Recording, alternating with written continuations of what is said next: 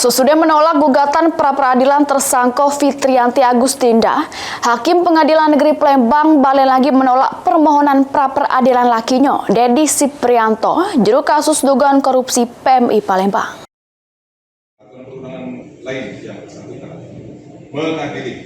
Sidang yang dipimpin oleh Hakim Tunggal Raden Zainal pada Senin 7 Juli 2025 memutuskan untuk menolak segala gugatan pra-peradilan Dedi Siprianto, juru kasus dugaan korupsi dana hibah PMI Palembang.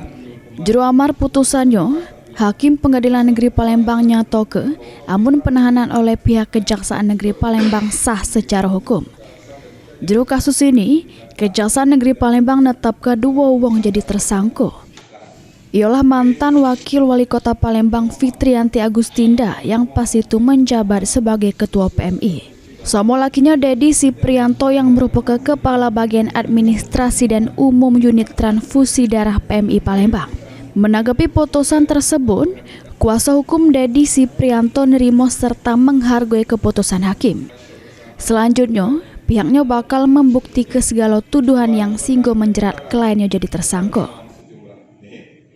Tapi apapun keputusannya, kami sudah memaklumi dan sudah menghargai hasil yang sudah dibacakan, dan tugas kami selanjutnya adalah membuktikan material di persidangan terkait apakah benar ada dugaan penyelewengan kerugian keuangan negara itu atau justru sebaliknya tidak ada kerugian keuangan negara yang dilakukan oleh Fitrianti Agustinda maupun Dedi Siprianto. Mulyadi, PAL TV.